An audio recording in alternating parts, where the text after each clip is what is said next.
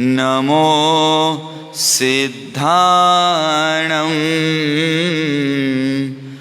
नमो आयर्याणं नमो वज्रयाणं नमो लोये सवसाहोणम् ऐसो पंच नमोकारो सव पावपणासनो मंगलाणंच सवेसिं परमं हवै मंगलम्।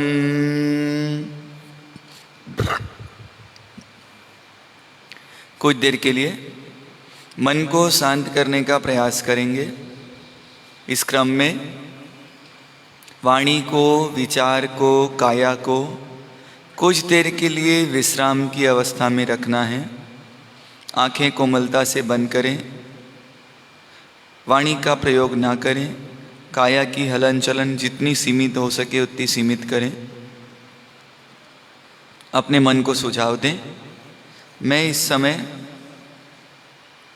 कहाँ पर हूँ? तो मैं इस समय उपाश्रय में हूँ, मैं प्रवचन में हॉल में हूँ। मेरा बाहर के वस्तु से, व्यक्ति से, परिस्थिति से इस समय कोई संकल्प नहीं है, कोई संबंध नहीं है। बाहर के वस्तु से, व्यक्ति से, परिस्थिति से मेरा कोई संबंध नहीं है। ना मुझे अतीत की याद में जाना है, ना भविष्य की कल्पना में। मुझे वर्तमान में जीना है और वर्तमान में मुझे कोई समस्या नहीं है।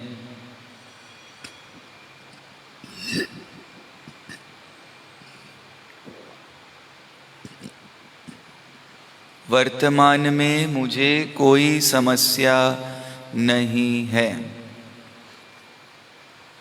आज ज्ञानपद की आराधना 7वें दिवस के नवपद आराधना के क्रम में आज ज्ञान की आराधना का दिवस है और मुझे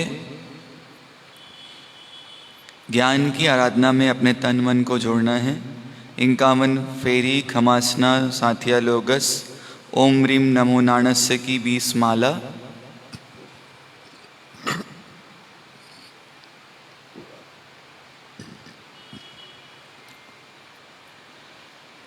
दे दे मेरे अधरों को ज्ञान स्वयं, यही मांगता हूँ मैं तुझसे वर। दे दे मेरे अधरों को ज्ञान स्वयं, यही मांगता हूँ मैं तुझसे वर। निर्मल विचारों की सृष्टि दे, व्यवहार विद्या की दृष्टि दे। पहचान मैं अपने को लूँ, मुझे ऐसी अंतर दृष्टि दे। चलूं सत्य न्याय के मार्ग पर, यही मांगता हूँ मैं तुझसे वर।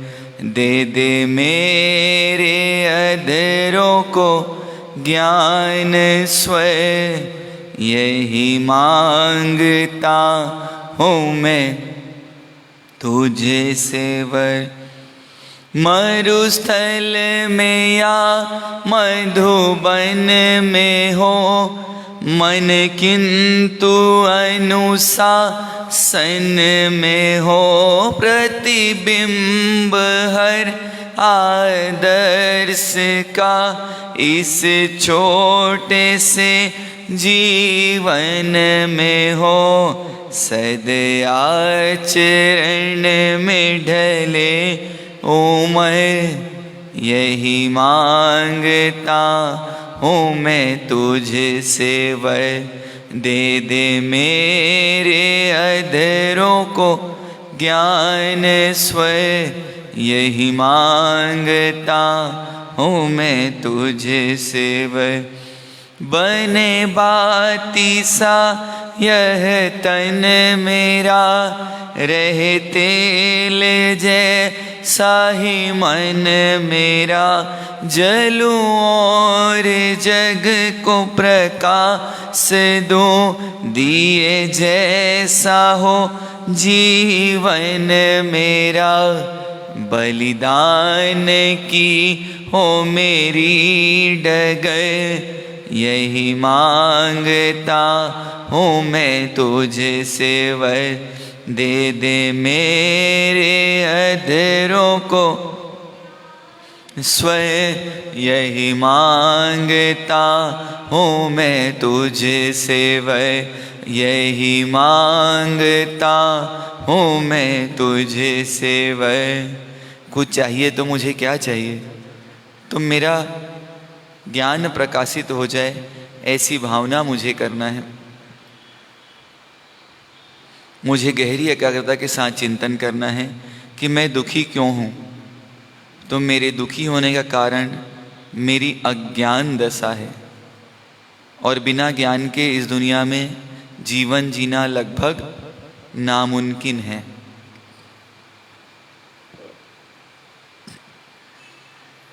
चिंतन करें, विचार करें, पूर्ण जागृति के साथ चिंतन करें।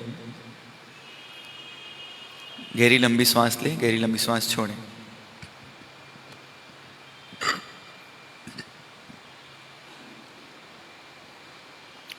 मोक्ष मार्गस्य नेतारं भेतारं कर्मभो भृतां ज्ञातारं विश्वतत्त्वानां वंदे तद्गुणलब्धये।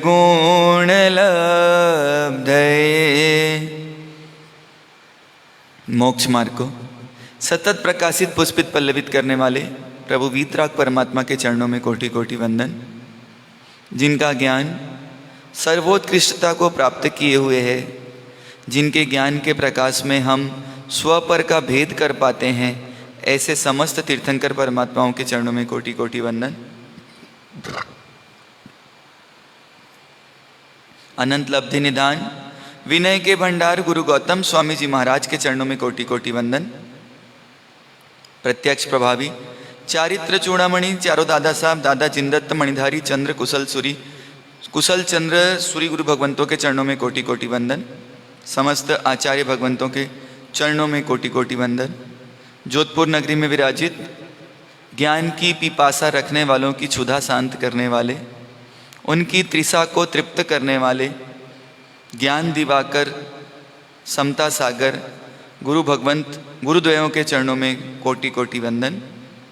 आत्मा से परमात्मा बनने की पात्रता रखने वाले भव्य श्रावक एवं श्राविकाओं, परमात्मा महावीर का शासन और इस शासन के अंतर्गत आप हम सब जिन शासन का सार अगर कह दिया जाए 9 चीज़ों में बताइए तो वो क्या है? ये 9 पद की आराधना। और हम कौन से पद में आ गए? 7वें पद में आ गए।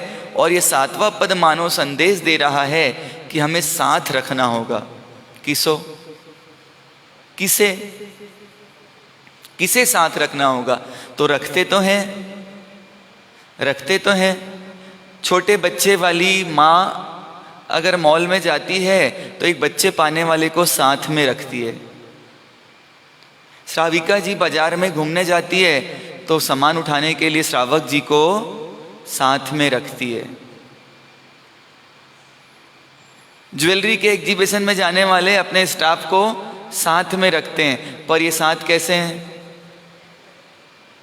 हाँ, सब कैसे हैं? सुख में सब साथी, दुख में ना कोई। तो ये साथ कैसा है? जो परमानेंट नहीं है। पर क्या ऐसा कोई साथ है जो हर सका साथ रह सके, जो हर समय हमारे साथ एक सखा के तौर पर रह सके और विपत्ति के समय में, आपत्ति के समय में हमारे लिए सहयोगी बन सके, उपकारी बन सके। है किसी का साथ? और जिसको ना तो कोई अवकाश चाहिए, ना कोई स्थान चाहिए, ना कोई खाने को सामग्री चाहिए, ना पहनने को कपड़े चाहिए, कोई हो सकता है क्या? हींग लगे ना फिटकरी और रंग आवे चोखा का चोखा। है कोई क्या ऐसा जो कहाँ तक चलेगा साथ?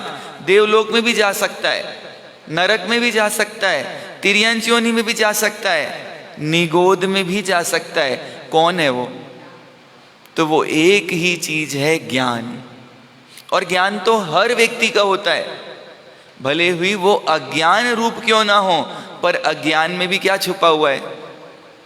अज्ञान में भी ज्ञान छुपा हुआ है। अगर आप 51 खमासने देखेंगे तो मिथ्या ज्ञान को भी नमन किया गया है, क्योंकि मिथ्या ज्ञान भी क्या है? ज्ञान तो है ही। अभी हमारा ज्ञान कैसा चल रहा है? तो सुखी करने वाला जो ज्ञान है वो सम्यक ज्ञान, और जो दुखी करने वाला ज्ञान है वो कौन सा ज्ञान है? तो जो आपको मोबाइल के बारे में ज्ञान है वो सम्यक ज्ञान है, क्योंकि मोबाइल चलाने से आप सुख का अनुभव करते हैं। पर ज्ञानी भगवंत फरमाते हैं कि जिसके द्वारा प्राप्त सुख टेम्परेरी नहीं हो। ये मोबाइल के द्वारा सुख तो मिलता है, पर कैसे?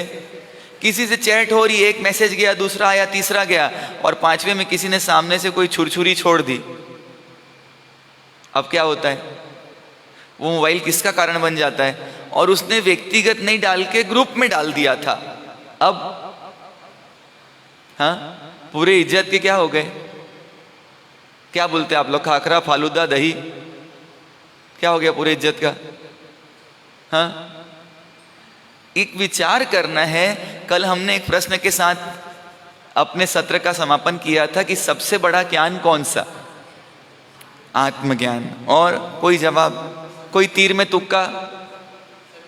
सम्यक ज्ञान। और कोई?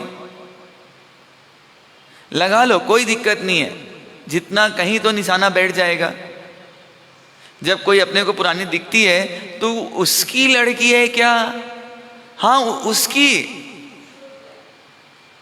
अब अपने को भी याद नहीं है किसकी लड़की है, पर सेव करने के लिए क्या बोलते हैं? तेरा चेहरा तो पहचान रही हूं पर नाम याद नहीं आ रहा है। होता है ना ऐसा? हाँ, करते हैं ना ऐसा? देखी देखी तो तुम बहुत देर से लग रही हो, बस नाम नहीं आ रहा है। तो सबसे बड़ा ज्ञान कौन सा है? ज्ञान कौन सा है? तो सबसे बड़ा अज्ञान है इस दुनिया में अपना अज्ञान अपने ज्ञान में आना। सबसे बड़ा ज्ञान कौन सा है? अपना अज्ञान। सब कुछ ज्ञान में आ जाता है, पर क्या नहीं आता? अपना अज्ञान। और जितने भी ज्ञानी हुए हैं, महापुरुष हुए हैं, रोल मॉडल हुए हैं, वो सबसे पहले किसकी गलती देखते हैं? हाँ, और हम क्या दिखते हैं? दोष पराए जल्दी दिखते, निज दोषों से अनजाना। अपने दोष कोई बता दे तो उससे द्वेष आ जाता है। पर ज्ञानी भगवान क्या फरमा रहे हैं कि सबसे बड़ा दोषी कोई है तो कौन है? तो मेरा अज्ञान। और ये अज्ञान क्या करता है? मुझे आगे बढ़ने नहीं देता है। इसलिए क्या करा? ज्ञानावरणी जे कर्म छे, छे उपसम तस थाए रे, तो हुए हिज आत्मा ज्ञान अबोधता जाए रे। ये ज्ञानों के ज्ञानावर्णी कर्म का हमेशा क्या चलते रहता है? छह और उपसम, बंद और निर्जरा। और इसका जब तक के पूरा नाश नहीं होता है तो क्या नहीं होता? आत्मा को आत्मा की प्रतीति नहीं होती है। और यही मेरी अबोधता है। सबसे बड़ी अबोधता क्या है? अज्ञान होने की वजह से मैं क्या हूँ, मैं कौन हूँ, मेरा स्वरूप क्या है, मैं स्वीकार नहीं कर पाता। मैं सब कुछ स्वीकार कर लेता हूँ। मैं किसी की दादी हूँ, किसी की मासी हूँ, किसी की नानी हूँ, किसी की चाची हूँ, किसी की बुआ हूँ, किसी का पापा हूँ, किसी का भाई हूँ, किसी का भतीजा हूँ, किसी का काका हूँ। पर क्या नहीं पहचान पाता, मैं कौन हूं। और सम्यक ज्ञान का सबसे आवश्यक कार्य कौन सा है? मैं कौन हूं।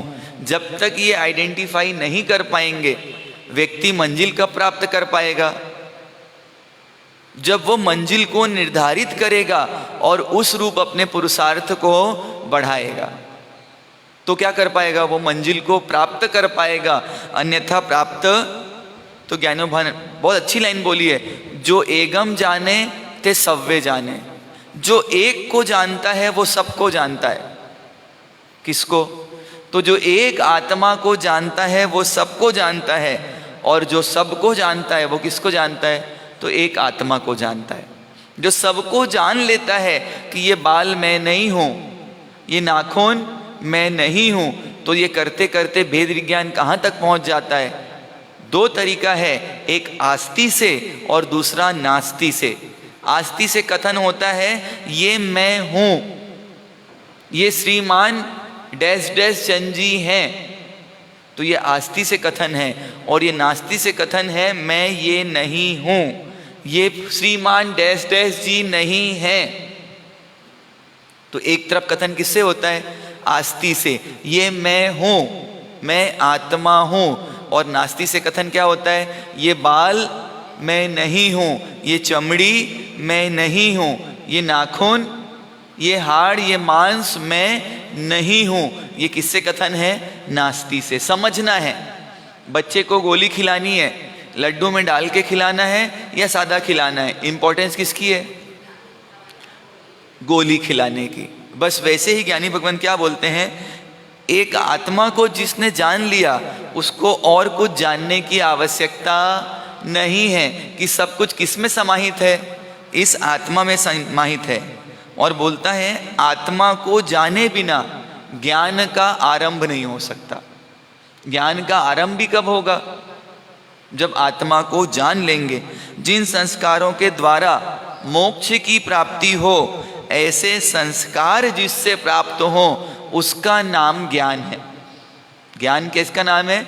जिन संस्कारों के द्वारा मोक्ष की प्राप्ति हो, उसका नाम क्या है? ज्ञान। बाकी सब की प्राप्ति करवा दे, धन की, दौलत की, शोहरत की, रूप की, रुपये की, वो ज्ञान कैसा है? तो वो मिथ्या ज्ञान है, अज्ञान है, वो सम्यक ज्ञान नहीं है। जिसका अभ्यास करने से मोक्ष की प्राप्ति के लिए आवश्यक संस्कार प्राप्त नहीं होते, वह बुद्धि का अंधत्व है। वो विद्वान नहीं है। वो कौन है? बुद्धिशाली है। आप हमने समझा था कि विद्वान कौन और बुद्धिशाली कौन। एक विद्वान नाव में बैठकर नदी को पार करना चाह रहे थे, और नदी में नाविक नाव को चला रहा है, और इनको अपनी बुद्धि का परिचय देने की इच्छा हुई। और परिचय देते देते इन बुद्धिमान व्यक्ति ने प्रश्न पूछ लिया नाविक से, तुम कहाँ तक पढ़े हो? तो नाविक बोलता है, बाबूजी मैं तो पढ़ा नहीं हूं। अब गर्व किसका बढ़ गया? और बुद्धि का परिचय दिखाने वाले का गर्व बढ़ गया। और वो बोलता है कि तुमने विज्ञान पढ़ा है? नहीं पढ़ा है। तुम्हारी 3/4 जिंदगी बेकार हो गई। फिर पूछते हैं तुमने गणित पढ़ा है? तो बोले बाबूजी बताया ना मैंने कुछ नहीं पढ़ा है। तुम्हारी आधी जिंदगी खराब हो गई। बुद्धिमान व्यक्ति ने गलत बोला या सही बोला? सही बोला। तो सारे बुद्धिमान लोग क्या बोल रहे हैं? सही बोला। और मैं कहाँ हूं? बुद्धिमानों की नगरी में। तो ये जवाब तो अपेक्षित ही था। अब उस नदी में थोड़ी क्या आने लग गई? लहरें तेज हो गई और नदी अपने वेग को बढ़ाने लग गई, और हालत ऐसी हो गई कि नाव अब डूबी और तब डूबी। और बिल्कुल कहाँ है? बीच में, जहां कोई किनारा दिख नहीं रहा है, दूर दूर तक कोई व्यवस्था नहीं दिख रही है, और नदी का वेग। धीरे से नाविक पूछता है, बाबूजी तैरना आता है? बाबूजी बोलते हैं, ये क्या होता है?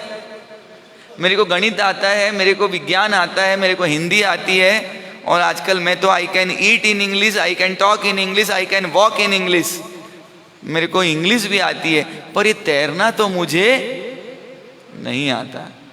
नाविक बोलता है बाबूजी मेरी तो आधी जिंदगी खराब आपने बताई, पर आपकी तो पूरी जिंदगी खराब। क्यों? क्योंकि बाबूजी ये नाव किसी भी समय डूब जाती है, डूबने की संभावना है, मैं तो तैर के क्या हो जाऊंगा, और आपको कोई बचाने वाला यहां पर दिखाई, क्योंकि मेरी इतनी शक्ति नहीं कि आपको लेके तैर सकूं। जरा विचार कीजिए वो बुद्धिमान व्यक्ति का अंत कैसे होगा। तो कहीं हम भी ऐसी चालाकी चतुराई तो नहीं लगाते। जरा विचार कीजिए, बुद्धि का अंधत्व मनुष्यों को हित बुद्धि से कही गई बात स्वीकार नहीं करने देता।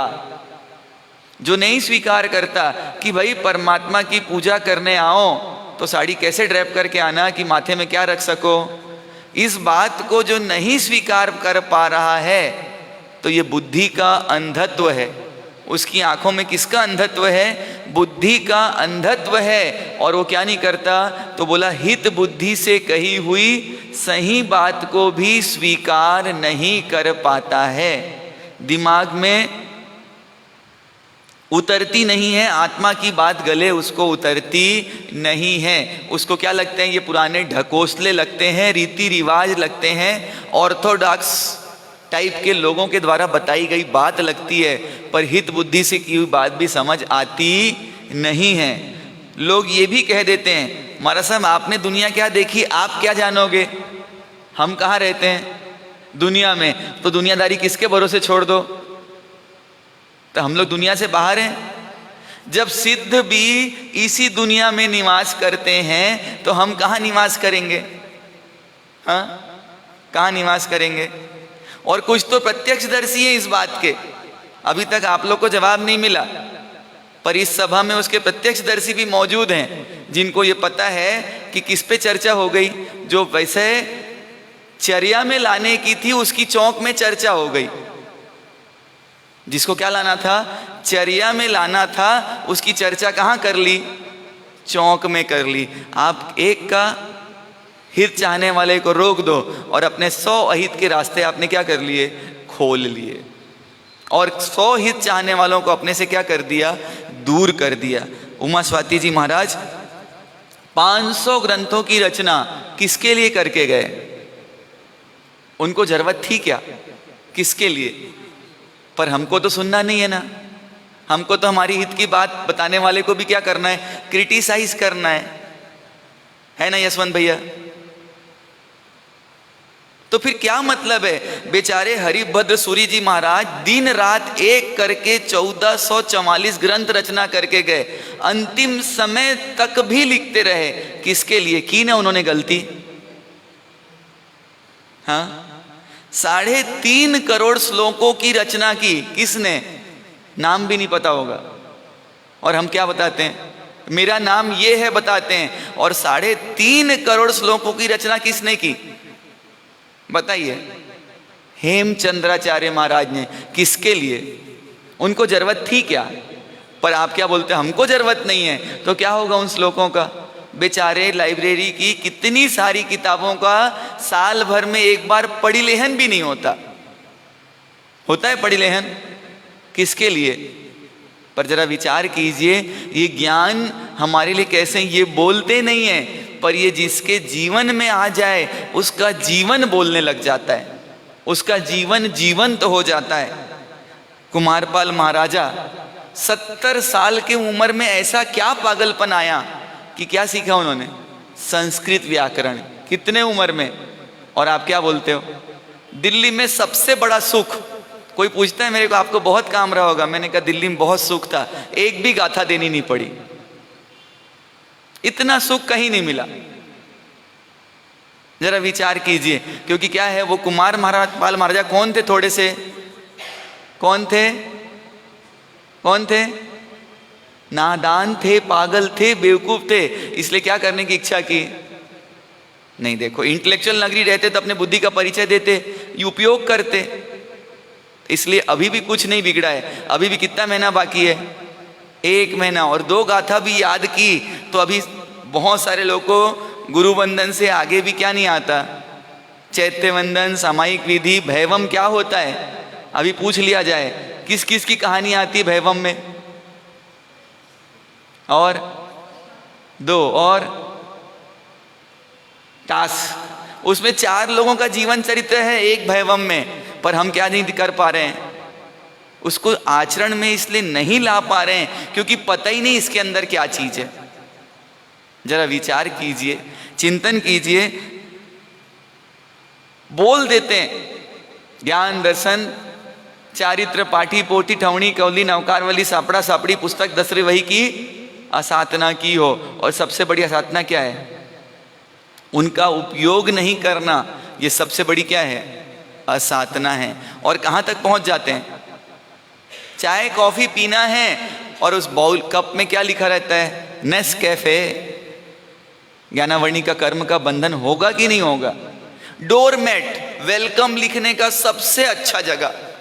अब वेलकम लिखोगे तो आदमी उसके ऊपर पैर रख के आएगा कि नहीं आएगा? ज्ञानावर्णी कर्म का बंधन होगा कि नहीं होगा? कपड़े पहनते हैं उस पर पूरा क्या लिखा रहता है? ज्ञान। तो ज्ञान की असाधना होगी कि नहीं होगी? और अपन सुनेंगे ज्ञान पंचमी की आराधना में वरदत्त और गुणमंजरी की कथा। क्या हुआ? वरदत्त और गुणमंजरी ने ज्ञान की कैसे विराधना की और उनके जीवन में ज्ञान का प्रकाश हुआ या अंधकार? तो ज्ञान का अंधकार नहीं होता। अंधकार किसका होता है? अज्ञान का। ज्ञान का हमेशा प्रकाश होता है और अज्ञान का हमेशा क्या होता है? इसलिए पूजा की 7वीं ढाल में लिखा है भक्ष्य अभक्ष्य न जेविण लहिए पेय अपेय विचार कृत्य अकृत्य न जेविण लहिए ज्ञान ते सकल आधार। पूरी दुनिया का आधार क्या है? भक्ष्य अभक्ष्य की जानकारी, कृत्य अकृत्य की जानकारी, पेय अपेय की जानकारी कौन देता है? ज्ञान। पर हमको चाहिए क्या? सबसे बड़े ज्ञानी दुनिया में कौन है? कौन है? अभी ज्ञान देने की बात चालू कर दो, कितने लोगों ने अपना उस दिन ज्ञान दिया होगा? तब तो चर्चा मेरे तक आई ना, फिल्टर होते होते। इसलिए चिंतन करना है। हाँ यशवंत भैया देखो मैं गवाह हूं बोल रहे हैं। अब आप लोग को इशारा मिल ही गया है। तो इसलिए विचार करना है, चिंतन करना है कि ज्ञान 5 प्रकार के हैं। कौन सा है? मति और श्रुत। ये 2 ज्ञान मिथ्या दृष्टि संसार के सभी जीवों को होता है। कौन कौन सा? मिथ्या होता है, ये अज्ञान होता है। कौन कौन सा? मति और श्रुत। और ये विभंग ज्ञान किसको होता है? उल्टा, विपरीत। मिथ्यात्वी देव को, नारकियों को होता ही है कंपलसरी। मनुष्य तिर्यंच और पंचेंद्रिय तिर्यंच को क्षयोपशम विशेष का करने से विभंग ज्ञान की प्राप्ति होती है। ये तीनों ज्ञान सम्यक दर्शन के ज्ञान के बाद सही हो जाते हैं, विपरीत नहीं रहते। मन पर्यज्ञान केवल मनुष्य, वह भी 6वें 7वें गुण स्थानक तक पहुँचे श्रमण निर्गंथों को ही प्राप्त होता है। कौन सा? चौथा मन पर्यज्ञान। और 5वां केवल ज्ञान छपक श्रेणी से 12वें गुण स्थानक पर पहुँचे हुए मनुष्यों को ही 12वें गुण स्थानक के अंत में प्राप्त होता है। कहाँ पर होता है? 12वें गुण स्थानक में केवल ज्ञान प्राप्त होता है। मति के 28, श्रुत के 14, अवधि के 6, मनक पर्यज्ञान के 2 और केवल ज्ञान का 1। ऐसे ज्ञान के कितने भेद होते हैं? 51। और केवल ज्ञान कब प्राप्त हो सकता है? कब हो सकता है? जब अन्य चारों ज्ञान की सुंदर आराधना हो। अभी मति श्रुत का भी हम उपयोग करते हैं क्या? जबकि मति ज्ञान कहाँ से लेके आए हैं? जन्म से। और सबसे इंपॉर्टेंट कौन सा है? श्रुत ज्ञान। जिसका श्रुत ज्ञान शुद्ध होगा वो साधक बन जाएगा। और श्रुत ज्ञान भी जिसका निर्मल नहीं हो रहा है वो कभी भी साधक बन सकता। ज्ञानी वर्मन फरमाते हैं श्रुत ज्ञान की आराधना कर, मति ज्ञान को विशुद्ध बनाकर शेष ज्ञान की प्राप्ति के लिए उज्जवल भूमिका तैयार करके भव भवांतर में प्राप्त करने योग्य केवल ज्ञान ही एक प्राप्त करने जैसा ज्ञान है। तो क्या करना है? आज के दिवस में संकल्प लेना है कि याद हो चाहे मत हो, हमारे यहाँ 85 साल कि एक मुनि भगवंत हैं और 81 वर्ष 80 वर्ष की उम्र में दीक्षा ली, और कैसे याद किया होगा। आज उनको श्रावक जीवन का श्रवण सूत्र, राई संथारा आदि सूत्र याद हो गए। कैसे याद नहीं होता था ये बात भी पक्की है, पर 80 साल के उम्र में दिन में 3 बार उस पुस्तक को लेकर 1-1 घंटे क्या करते रहते थे, बोलते रहते थे। और उसका परिणाम ये है कि आज 85 बरस की उम्र में उनको वो सूत्र याद हो गए। आपको नहीं हो सकते, पर क्या करना पड़ेगा। रायपुर में एक भाई हैं, जैसे आपके यहाँ हल्दीराम है वैसे वहाँ पर एक नैवेद्य नाम की उनकी मिष्ठान की चेन श्रृंखला है, और पूरी दुनिया को मिठाई खिलाने वाले जब तक पंच प्रतिक्रमण नहीं हो मूल से चीनी का त्याग कर दिया है। दूध में भी नहीं, चाय में भी नहीं, किसी चीज में नहीं। और अब वो बिल्कुल अंतिम छोर में पहुंच गए हैं। अजीत शांति की 5-7 गाथा बाकी है। 4 साल हो गए, पर 4 साल में कहाँ पहुंच गए। तो ऐसा ज्ञान के प्रति हमारा वो भाव विकसित हो। हम ज्ञान के लिए क्या करें, प्रयास करें, पुरुषार्थ करें। और ज्ञान की देवी कौन है। हे शारदे माँ, हे शारदे माँ, हे शारदे माँ, हे शारदे माँ, हे शारदे माँ, हे शारदे माँ। अज्ञानता से हमें तार दे माँ, तू स्वर की देवी ये संगीत तुझसे, हर शब्द तेरे हर गीत तुझसे। हम भी तो समझे, हम भी तो जाने, विद्या का हमको अधिकार दे माँ। हे शारदे माँ, हे शारदे माँ, हे शारदे माँ, हे शारदे माँ। जिनको अभी याद नहीं होता है उनके लिए एक सुंदर व्यवस्था ज्ञानी भगवंतों ने दी है। याद करने बैठें तो सबसे पहले इरिया वय्यम का पूरा पाठ करें लोगस तक। उसके बाद अपने गुरु भगवंत को, गुरु महाराज को वंदन करें और ओम रीम नाणस्य की माला फेर कर और फिर गाथा याद करने का प्रयास करें। तो इस भूमिका से गाथा जल्दी याद होती है, ऐसा बहुत सारे लोगों का अनुभव है। पहले इरिया वय्यम करें, गुरु वंदन करें और पश्चात ओम रीम नमो नाणस्य की माला करके और फिर गाथा करें तो शायद गाथा जल्दी याद हो सकती है। हमारी कथा किसकी चल रही है इधर, किसकी चल रही है? श्रीपाल कुंवर।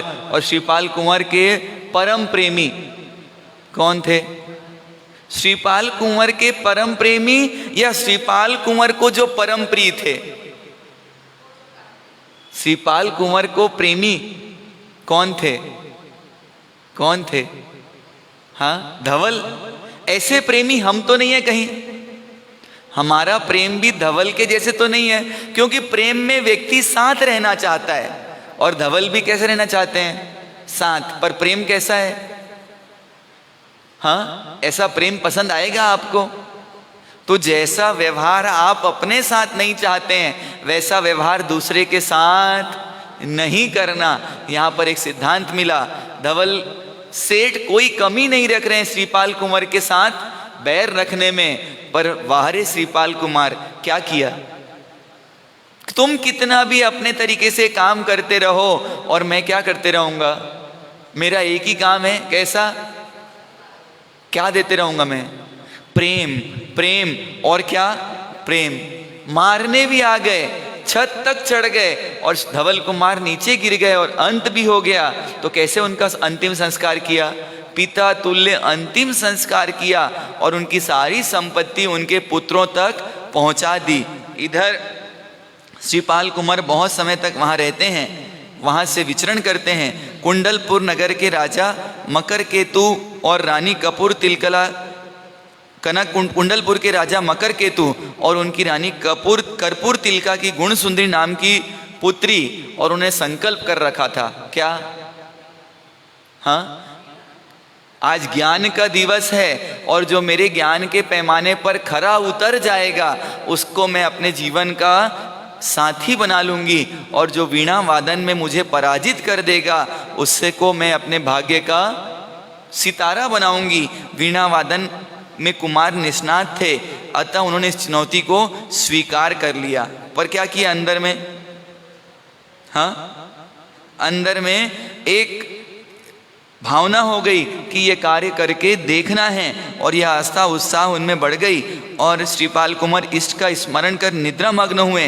रात्रि में देव द्वारा उन्हें एक हार दिया गया, इससे इच्छित आकृति बनाने की योग्यता विद्या प्राप्त हो गई।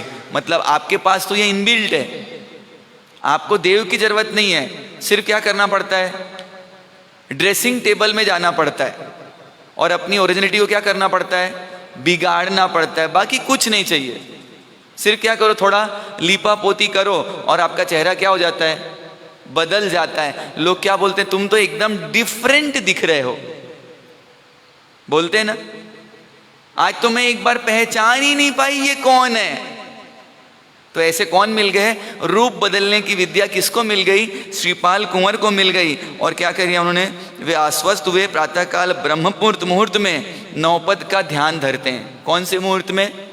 ब्रह्म मुहूर्त किसको बोलते हैं? तो आज ही एक सज्जन आए कि बोले दिल्ली वाले तो पक्के सूर्यवंशी हैं। कब उठते हैं? जब सूरज देवता आके दरवाजा खटखटाते हैं कि भाई मैं अब यहां तक आ चुका हूं, तुम्हारे दरवाजे तक आ चुका हूं, तो क्या करते हैं? तो पक्के सूर्यवंशी हैं। पर वाकई में कब उठना चाहिए? सूरज उठे उसके पहले किसको उठना चाहिए? तो उसको ब्रह्म मुहूर्त बोलते हैं। सूर्य नारायण के उदित होने के पहले जो उठ जाते हैं 4 से 5 का समय, उसको कौन सा मुहूर्त बोलते हैं? ब्रह्म मुहूर्त। इस समय उठकर क्या करते हैं? नौपद का ध्यान धरते हैं और कुंडलपुर जाने की तैयारी करते हैं। और हमारी यशवंत भैया बोल रहे हैं उस समय अच्छे से क्या करते हैं? सोने का समय वो है, बोल रहे हैं आजकल व्यक्ति सोता कब है? तो जागने के समय में सोता है। ये यशवंत भैया मेरे बहुत हेल्प कर रहे हैं। देखो आज मैं कुछ भूल जाता हूं तो बता देते हैं, धन्यवाद आपका। और आज तो एक नहीं, कितने यशवंत मिलेंगे? 2। इसलिए क्या रहना है अपने को? एकदम अलर्ट। ऊपर भक्ति में और बाद में इनके शक्ति के परिचय में, दोनों में अलर्ट रहना है। क्योंकि एक परमात्मा की पूजा कराएंगे और दूसरी क्या कराएंगे? पेट पूजा। ये तो पता ही है आपको। वे जिस दिन कुंडलपुर पहुंचे और किसका रूप बना के पहुंचे? राजकुमारी भी उपस्थित थी। अवसर मिला परंतु सभी के आशादीप बुझ गए और श्रीपाल कुमार ने वीणा बजाने को दी।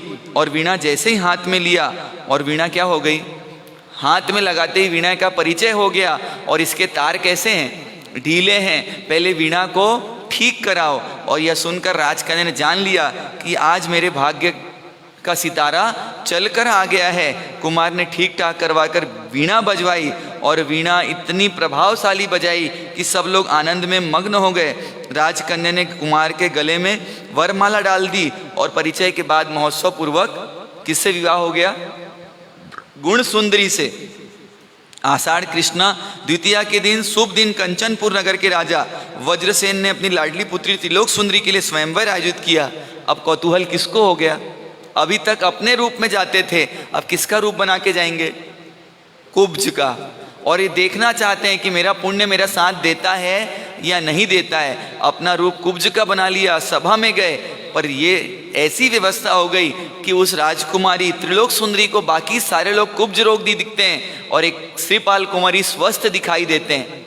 जहां बाकी लोग को श्रीपाल कुमार कैसे दिख रहे हैं? कुब्ज। और सिर्फ त्रिलोक सुंदरी को स्वस्थ दिखाई दे रहे हैं। त्रिलोक सुंदरी ने वरमाला कुब्ज रूप में दिखने वाले श्रीपाल कुंवर के गले में डाल दी और सभी लोग क्रोधित हो गए। अन्य राजकुमार क्रोधित हो गए। ये हमारा क्या है? अपमान है कि हमको छोड़कर किसका वर्ण कर लिया? कुब्ज रोगी का। तो पर वहां पर कुब्ज का सत्कार किया। कुमार ने अपना असली रूप प्रकट किया। सभी का हृदय प्रसन्नता से भर गया और त्रिलोक सुंदरी के साथ उनका विवाह पूर्ण हो गया। जीव का पुण्य प्रबल होता है तो हमेशा क्या करता है? वो कदम कदम पर परीक्षा मिलती है और परीक्षा के साथ क्या मिलते जाती है? सफलता मिलते जा रही है। और जिसको सफलता नहीं मिल रही है मतलब उसका पुण्य अभी कैसा है? अभी पुण्य उसका कमजोर है। एक दिन एक आगंतुक ने आकर कुमार से निवेदन किया कि हे स्वामी, दलपत्तन नामक विशाल नगर के राजा धरापाल की 84 रानियों में से गुणमाला नाम की पटरानी है। उसके 5 पुत्र हैं, हिरण्यगर्भ, रत्नगर्भ, जगतचंद्र, शिवचंद्र और कीर्तिचंद्र। उनके श्रृंगार सुंदरी नाम की एक रूपवती बुद्धिमती कन्या है और उसकी 5 सखियां हैं। कौन कौन सी? पंडिता, विचक्षणा, प्रगुणा, निपुणा और दक्षा। एक समय राजकन्या ने अपनी 5 सखियों के साथ यह प्रतिज्ञा की, हम सब एक ही वर करेंगी जो निष्कपटता से जिन धर्म में अनुरक्त हो। और साथ में शर्त रख दी कि फिर श्रृंगार सुंदरी ने कहा, अपने हृदयगत भावों को समस्याओं के माध्यम से जो कह दे वही अपना पति हो सकता है। यह बात सर्वत्र फैल गई। बहुत सारे बुद्धिशाली आए पर वो कौन नहीं थे? वो बुद्धिशाली थे पर क्या नहीं थे? विद्वान नहीं थे। तो वो सब यहाँ से हार कर चले गए और अपनी अपनी क्षमता को या योग्यता को हारता हुआ देखकर वहाँ से लौट गए। और इधर कौन पहुँच गए? इधर कौन पहुँच गए? श्रीपाल कुमार दलपत्तन नगर में अपने क्षमता को और योग्यता को पहुँचने वहाँ पर पहुँच गए। इस समय राजकन्या श्रीपाल जी का रूप देखकर हर्षित हो जाती हैं और विचार करने लगती है, यह वह भव्य पुरुष हमारी समस्याओं की पूर्ति कर दे तो इनका सानिध्य पाकर हम कृतकृत्य हो जाएंगी। राजकन्या की प्रेरणा से क्रमशः सखियां पूछने लगी। पंडिता पूछती हैं कि चित्त में रहा हुआ वांछित फल किसके द्वारा प्राप्त होता है। अब कुमार के सम्मुख समस्या आ गई, क्योंकि राजकुमारी ने स्वयं प्रश्न नहीं पूछा था। किससे पूछवाया? सखी से। तो कुमार ने प्रश्न सुनकर विचार किया, राजकुमारी ने अपने मुख से समस्या पद नहीं कहा तो मुझे भी अन्य के मुख से जवाब देना चाहिए। पास में रहे हुए स्तंभ पर विराजित पुतली के सिर पर हाथ रखा और वो जवाब देने लगी, ये सिद्ध चक्रम परम पवित्रम ध्यायन्ति नित्यम निज मानसे ही तेसाम नराणाम च तथा ही स्त्रीणाम वांछा फलम चित्त गते भवेच्च। हृदय में परम पवित्र सिद्ध चक्र का नित्य ध्यान करने वाले स्त्री पुरुष सदैव चित्त में रहे हुए वांछित फल को प्राप्त करते हैं। कौन प्राप्त करेगा? जो हृदय में किसको रखेगा? सिद्ध चक्र महाराज को। जो कोई स्त्री पुरुष शुद्ध मन से पवित्र भावनाओं से इष्ट स्मरण वंदन पूजन आराधन दान आदि क्रियाओं में रत रहते हैं और वो पुण्य का बंधन करते हैं। ये कौन पूछ रही है? पंडिता। पंडिता के बाद कौन आएगी? विचक्षणा। और वो पूछती हैं, इस लोक में बाकी सब विलाप के तुल्य हैं तो सारभूत क्या है? इस लोक में सारभूत क्या है? तब पुत्री ने जवाब दिया, देवे जिनेषु गुरुषु यथार्थ वक्ता ही धर्मेषु दया प्रधाना मंत्रेषु सारम परमेष्टि मंत्रम अन्यच्च लोकेत्र विलाप तुल्यम। देवों में वितराग देव, सत्य उपदेश देने वाले गुरु, दया प्रधान धर्म और मंत्रों में नमस्कार मंत्र ही सार रूप है, बाकी सब विलाप तुल्य है। यह किसने कहा? पुतली के माध्यम से श्रीपाल कुंवर ने। तीसरी प्रगुणा की समस्या पूर्ति थी। आत्मा जिससे निश्चय ही सफल होता है वह क्या है? मानो ये जवाब किसको दे रहे हैं? हमको जवाब दे रहे हैं। हमारे प्रश्न भी शायद ऐसे ही होंगे कि इस श्लोक में सारभूत क्या है? सारभूत के पास क्या पूछ रहे हैं कि जिससे ही निश्चय सफलता की प्राप्त हो। तो सफलता चाहिए, तो ये जवाब किसके लिए? जिसको सफलता चाहिए। आराध्यम तम सुगुरु सुदेवम पात्रेषु दानम कुरु सत्तुषु संगम तीर्थेषु यात्रच्च विधेहि नित्यम आत्मा ही येन सफली भवेच्च। सुगुरु और सुदेव की आराधना से, सुपात्र में दान देने से, सत्पुरुषों के समागम से और तीर्थ वंदना से आत्मा निश्चय ही सफल होती है। अब निपुणा की बारी थी। निपुणा ने प्रश्न किया कि जितना विधाता ने ललाट में लिख दिया हो उतना ही होता है क्या? प्रश्न पूछा कि जो भगवान ने किस्मत में लिख दिया है उतना ही होता है क्या? तो बोला, हे चित्त खेदम परिमुंचम नित्यम चिंता समूहे न कुरुस्व जीवम फलम भवेदत्र परत्र तावद यावत विधाता लिखितम ललाटे। हे चित्त, तू खेद का सदैव के लिए त्याग कर, चिंता में अपना जीवन नष्ट कर ना कर। इस भव में और पर भव में भी उतना ही फल मिलेगा जितना विधाता कर्म भाग्य ने ललाट में लिख दिया है। तो किसने लिखा? विधाता मतलब कौन? परमात्मा नहीं, क्योंकि परमात्मा नहीं लिखते। कौन लिखता है? तो इसमें स्पष्ट कर दिया, विधाता कर्म और भाग्य। जिसका जो कर्म जैसा करेगा वैसा उसका भाग्य लिखा जाएगा। ये 5 समवाय स्वभाव, निमित्त, पुरुषार्थ, काल और नीति, ये आपस में पांचों मिलते हैं तभी कोई कार्य होता है, वरना कोई कार्य होता नहीं है। ये पांच समवाय समझने जैसे विषय हैं और आपके पास समय हो तो कोई योग्य जीव हो तो उनसे जरूर समझने का अवसर मिले तो प्रयास कीजिएगा। दक्षा पूछती हैं कि तीनों लोग उसी के दास होते हैं, ऐसा कौन है? तीनों लोग जिसके दास होते हैं ऐसा कौन है? क्या लगता है आपको कौन है? हाँ, अंबानी जी की, सेठानी जी, अडानी जी की, बिल गेट्स की? हाँ, किसकी? तो एकदम स्पष्ट बोल दिया, यत्स चित्तम पुर जजन्मुनिह तेनेव पुण्यन भवन्ति कामाः भोगास्य राज्यानि शिवेंद्र रोधा तस्यैव दासस्य त्रिलोक लोकाः। कौन है? कुमार के इंसार गर्भित उत्तर में क्या था? पूर्व भाव में जो संचित किया है उसी पुण्य से इस भाव में भोग, समृद्धि, राज्य, मोक्ष, लक्ष्मी को जो प्राप्त होते हैं उसी महापुरुष के तीनों लोग दास होते हैं। किसको प्राप्त करते हैं? मोक्ष, लक्ष्मी को। बाकी कितनी लक्ष्मी प्राप्त कर लो तो वो लक्ष्यपति है या लक्ष्मीपति है? वो लक्ष्मीपति हो सकता है पर वो लक्ष्यपति नहीं है। चिंतन करना है हम कौन है, लक्ष्यपति हैं या लक्ष्यपति हैं? लखपति तो बहुत मिल जाएंगे पर लक्ष्यपति मिलने वाले कम हैं। और इधर कुमार के इंसार गर्भिक व्यापार को बातों को सुना और संकल्प के अनुसार सबका विवाह किससे हो गया? अब आज का अंतिम विवाह, और शायद अब क्या हो जाएगा, यहाँ पर विवाह का क्रम क्या हो जाएगा, समाप्त तो होने की ओर है। तो विवाह का जितना आनंद लेना है कब ले लो, क्योंकि कल से क्या चालू होगा? आज विवाह है, राग है, और कल प्रसंग आएगा वैराग्य का। जहाँ राग है वहीं वैराग्य है, पर हम राग को सिर्फ पूर्ति करते रहते हैं तो किसको नहीं देख पाते। वैराग्य तो रोज आता है, आप लोग को नहीं आता क्या? किसी ने ठोला मारा और क्या आता है? इससे तो तुम नहीं मिलते। बाकी आपको सब पता है, राधा वेद एक कला होती है और जिसके ऊपर 8 चक्र लगाए जाते हैं, यो यंत्र से गोल गोल घूमते हैं, उनके ऊपर राधा नाम की पुतली लगाई जाती है और नीचे एक तेल का कड़ाह भर के रखा जाता है और तीव्र वेग से घूमती हुई दाहिनी आंख को तेल में देखते हुए प्रतिबिंब देखकर क्या करना होता है? बींधना होता है। काम सरल है कि कठिन है?